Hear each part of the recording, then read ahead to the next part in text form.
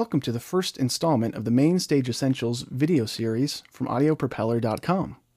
I'm Sam Green, and I'm going to be showing you around MainStage 2 today. MainStage is a program that comes bundled with Logic. It's a live performance tool, and it lets you control Logic instruments, plugins, and use effects with your MIDI controller, or you can even pipe in a microphone or a line level input from your sound card. So there's a lot of possibilities here. It's very intuitive to set up, and you can get going and work with it during your practices, your rehearsals, and live shows. So let's see what MainStage is, or who MainStage is meant for. The obvious person or a group of people is keyboardists. Anybody who likes having a whole lot of sounds at their fingertips, being able to set up splits on your keyboard easily, and being able to change and organize them on screen instead of messing with your massive keyboard that you have to haul around with you everywhere, is going to like MainStage. So that's great. Guitarists or any other instrument that you can plug into something, maybe a mandolin or an electric sitar, you can plug that into MainStage and route it through effects and route it through the excellent new amp simulators and pedals, and you can really get some twisted sounds out of it. Drummers may be tasked with triggering backing tracks, which MainStage 2 now executes very well with the playback plugin. Drummers are going to love it. They're going to be able to trigger their own backing tracks and loop in little different sections of them, and they'll also be able to, you could hook up a MIDI drum pad and trigger samples, or you could trigger instruments. Same thing as you can do with keyboardists, but you just do it with a drum pad, or maybe even your drummer would like to play keyboard sometime. Who knows? So vocalists can also use this. Just plug in a mic and start routing it through some different vocal effects patches. Maybe you can rig up a the Nintendo Wii controller and use that to change patches, or even use your remote control that came with your laptop to control that. You can use that as well. So vocalists, there's a lot of effects in Logic that are excellent, and you could try leveraging them in your live performance. Solo performers can use the backing tracks as well, and fill out their sound. There's also looping capabilities in the new version, so you can take advantage of that and really take your solo performance to another level. And then experimental performers who are into looping, using backing tracks, and syncing up with other external applications, maybe Max MSP, Ableton Live. The new version of MainStage has rewire support and can also send and receive MIDI beat clock. So that's great news for those of us who like to try and connect these programs together and see what results we can get. So to get started and follow along with me today, you're going to need either a MIDI keyboard or some kind of a drum pad controller, foot pedal, whatever you're going to be using to trigger, like we're going to be doing MIDI notes mostly, so we're going to be playing a keyboard, so that would help if you have a keyboard, but you could also use a drum trigger. And you're going to need a way to get audio into your computer. So every Mac has a audio input, every recent Mac, so you can use that, or you can use your sound card that you've bought, which normally connects with USB or FireWire, so you just plug into those inputs that you have. And remember that you'll need a microphone preamp if you have a microphone and you're trying to plug it into your sound card. If you just have like guitar jacks going in, you're going to need to boost that microphone signal and get it into your card. And the other way to do it is to have a little small outboard mixer with RCA outputs and plug those into your computer's little tiny input jack, which is next to your headphone jack, so the onboard inputs. And those are normally, you'll take a RCA plug, which will be converted to a mini plug, so you'll need the mixer and the adapter cable that goes to an 1/8" jack, which also known as mini plug. So you'll have that going in your computer, and you can pan one input left, one input right, and you'll have two channels in MainStage. So that's what you need. You need that, and you need a copy of Logic, and with that comes MainStage. So let's check it out. Let's get started, see what we can do. I'm going to start out by opening up this blank starter concert. That's what your main stage document is going to be called, concert. So let's double click that and open it up. MainStage will fire up, and this is a file that you can get from the Audio Propeller website, and you will see this, an empty, cleared out concert. So what we're going to do, so we have this available in the future, we're going to go to File and Save as a Template, and we're going to save it as blank starter. So you would have typed that in and hit save, and I already have one there, so I'm going to overwrite it. Okay, so what I'm going to do is just close this down so we can see how MainStage might open up for you. When you opened it up, you'll see all these templates. So there's a nice variety that comes delivered from Apple with some different scenarios you can mess around with for guitars, for keyboards, even for mixing. That's kind of an idea that I never thought of when I saw MainStage. Is if you have enough inputs on your sound card, you could use this to mix live. But anyway, let's double click the blank starter and fire it up, and we have we're in the edit view of MainStage. You can see edit right there. So we have a few different modes we can see. We have kind of a canvas workspace, and we have our channel strips over here. So the channel strips that you're familiar with in Logic, if you know Logic. Then over on the left, we have a patch list. So we can see this is called Untitled Concert right now. So let's save this as First Concert on our desktop, and we could see our concert name changes to First Concert. So there's a couple concepts in MainStage that's are very important to understand, and the first is that everything is inside of a concert, and then inside of a concert we can have a set, which is optional. So let's just create this set by clicking that gear and saying new set, and we'll call it Rockin' Hard. So this uses all the terminology that you're probably familiar with. We have a concert, and inside of those we have sets where we can group patches. So let's add a patch with that plus, and then let's rename that to electric piano. We use the good old electric piano plugin from Logic. And you may have noticed down here in the bottom in the patch inspector, that's been changing based on what we have selected. So let's just dive into that real quick and see what's available at the concert level. Click on the concert, and we can specify time signature and a tempo, or you could say that you'd like to get the tempo from the MIDI input. So you could kind of slave MainStage's tempo to another program, which is acting as a master. We won't get into that. We'll get into that in another series. But right now, you might be wondering, why do I care about a tempo?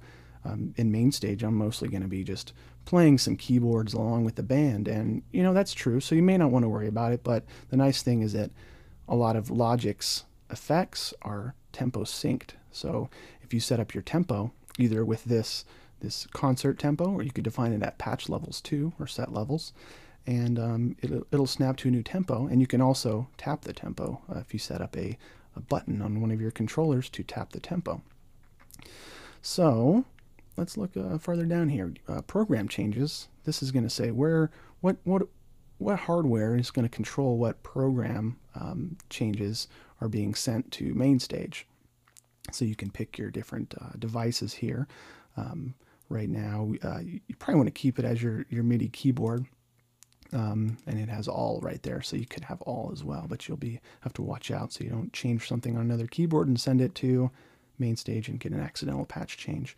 And then pan law is something where when you pan something to the side, it seems like it gets quieter. Well, because it does. It's not playing through two speakers. So this will drop the centered level by 3 decibels, and compensated will raise the left and right levels. So I normally don't mess with that, so we'll keep it that way. Now let's drop down real quick and just see what we have at the set level. So we can do tempo and time signature there. Oh, and the one thing I missed was tuning. If you're into exotic tunings, you can define your own or choose from a few of these popular alternate tunings. So before we get a little deeper into the patches and setting up some channel strips, let's just go take a peek at the MainStage Preferences and make sure we have everything set up correctly. So I'll click on Preferences, and then I'll go check out the Preferences window. We can set our tuning to non-standard off of 440 in case you're playing with some out-of-tune instruments. We have a metronome which clicks in time with the tempo, and we could send that to an alternate output, 1, 2, or 3, 4. Maybe your headphones might be 5, 6 on some sound cards, or 3, 4, depending on how many outputs you have. And you can send your click to your headphones, so only you hear it, and then you can control the volume. The only problem I found is that there's not a distinct downbeat for the 1 count on the metronome, so you may have to take a peek at the display if you want to see where the 1 beat is, if you don't have a drum machine running, which we'll get to later. You have some startup behavior. If you wanted to open the most recent concert, or just do nothing, or create a new one from a template, you can keep that as you like. And these parameter values are we can get to later as well. It's when you're turning a knob. And you're in a new patch, is the knob and the actual software value don't line up, then what's going to happen there? Right now I have it as jump, so it'll automatically snap to what I have, to what the value of my hardware knob. So let's go take a peek at audio. And this is important. You'll want to have your audio output to whatever sound card you'd like to use, or your built-in audio if you don't have a sound card, and then choose your audio input as well. And then you'll pick your I/O buffer size, and this is also important, and pretty important for especially if you're doing any kind of percussion or audio in and out of your computer.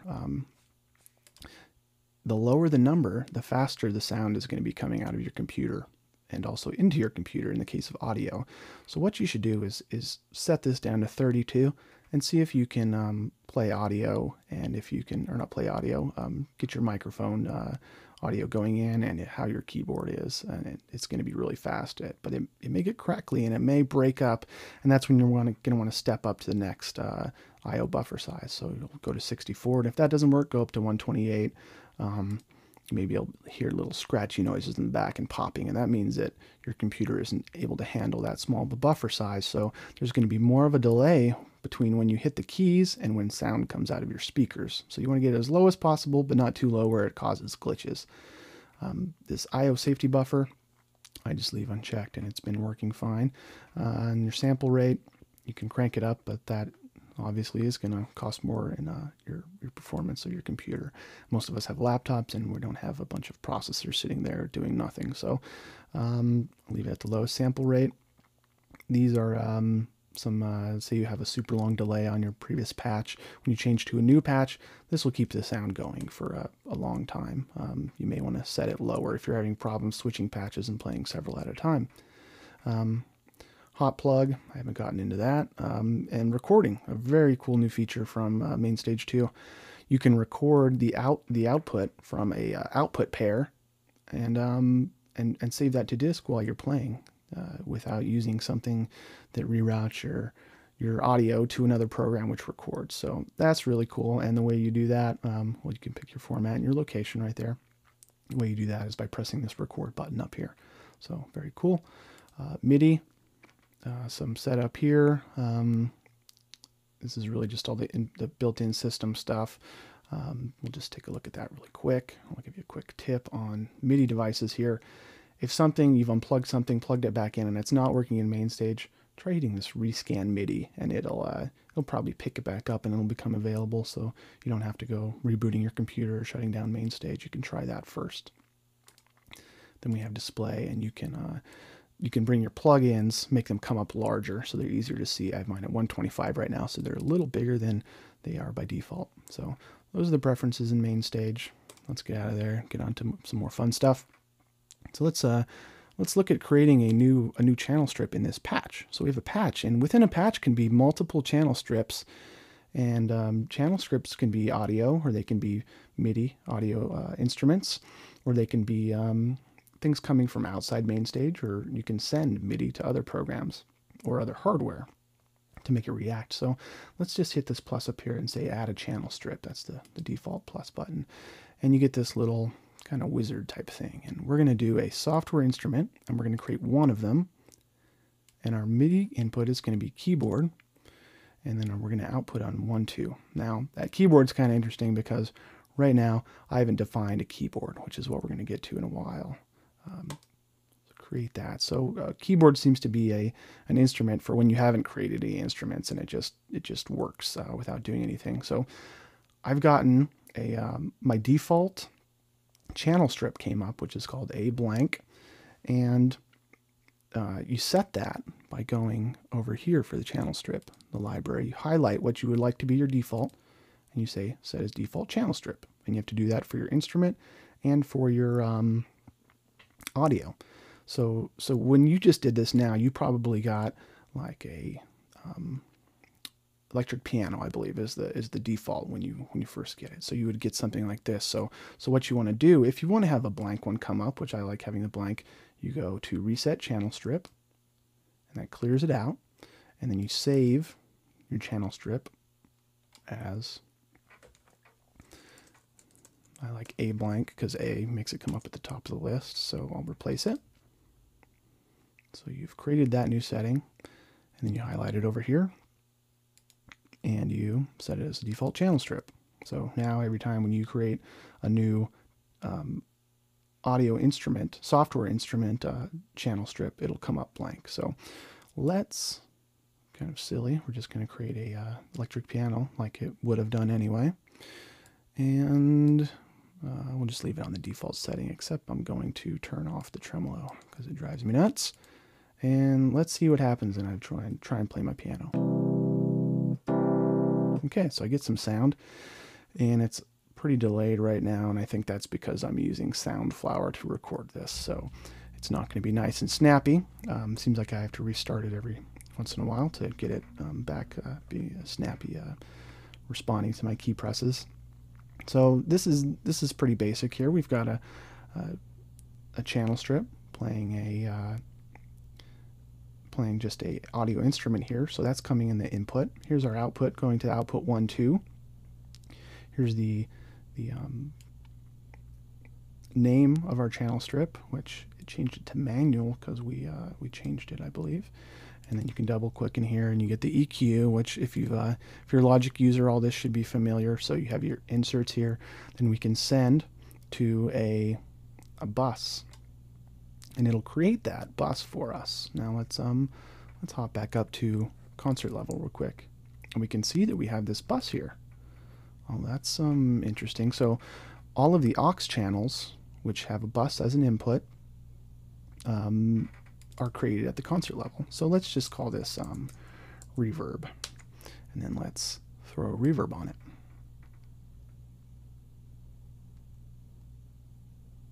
Do Space Designer. If you have a weaker computer, you might want to choose like a platinum reverb or something like that. So now if I switch back to my electric piano patch and I play it, okay, dry, then I'll turn it up, and I get some reverb there. By alt clicking, you can send full amount to it, or you can go up and down and change it as you please. So just a quick note about placing channel strips at the concert level, like this aux channel is.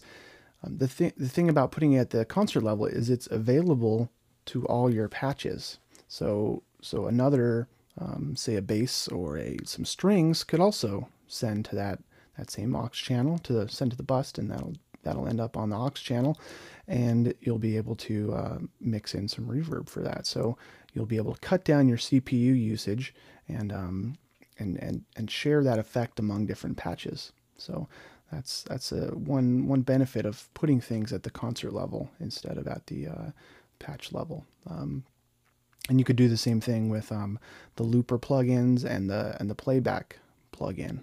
You can keep them at the concert level, or even a drum machine. Put it at the concert level, and you'll be able to use that in all your patches, and most importantly with the drum machine, keep it running while you change patches. And you can also do that type of thing by putting things at the set level. Now on the same conserving memory and CPU usage note, you can you can create aliases of instruments. So my piano here, I can highlight the channel strip here and then edit, copy, and then I create a new patch and I'm going to edit, oops, select that and paste as alias. So what did that do? You can see it's called A blank. It's been named after that channel strip setting. And at the top here, we have a little green arrow, which means it's referencing another channel strip. So what happens, the first thing you'll wonder, are they linked now? Are they exactly the same? And the answer is yes. And we could see that by, let's turn down the reverb send there, and then go look at our other patch. Oh, yeah, it's been turned down as well. So let's turn that back up and go look again. So if you have some of the same keyboard sounds and you can deal with having the same effects on them and you want to move them to other points in your performance, so you can just proceed through your different programs, your different patches, and use that same sound again and not pay a penalty on memory, then you can do that. And it's really helpful if you have just massive sample libraries. For some pianos are really large, and some orchestral string things can be very large. So if you want to share that between patches, that's a way to do it. But for now, let's go here and actually let's just delete the patch. I think you can just press delete. There we go. And next, we're going to just take a little peek inside this patch inspector. And for the patch, we're able to go add new channel strips to our patch. So let's say we want to pop piano in here as well. It's going to load up the samples. And it has replaced our other channel strip we had there. So let's undo that. Okay, so that's a way to get a new channel strip from your library in there. And then the patch also has attributes like the concert and the set had of tempos. So you can set your main stage to go to a new tempo when you change patches. And you can see here we have program changes. This is interesting. We have let's just create a new patch real quick so we have something to look at here. And this one is program change 1. So this is program change 0. So you can switch to different patches by setting program changes from your keyboard. And like I said earlier, that what keyboard you use to do that is defined at the concert level in the attribute. So once again, if we go look here, program changes are coming from my keyboard. So what does that mean? I don't know if it works right here, but if I hit 0, yep, I'll hop there. And if I hit 0, 1 on my keyboard, I hop to the second patch. So one other hint with that, let's say we want to reorder. So I have my new patch up at the top, but you can see program change is still 01. I go up here and I say reset program change numbers. This will delete any program change numbers you've added manually and assign program change numbers according to the order in the patch list. That's great, because if you go reordering your whole set, you don't want to sit here and have to reorder all those manually. So now this has been changed to zeros. This has been changed to 01. Wonderful.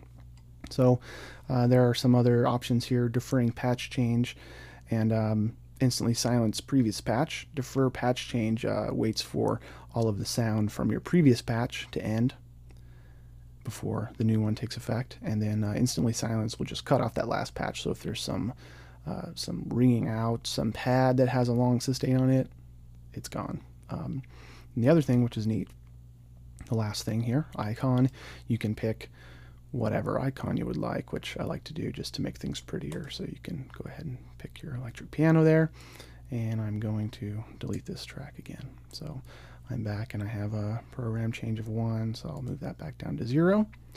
And that's about it for these channel strips here.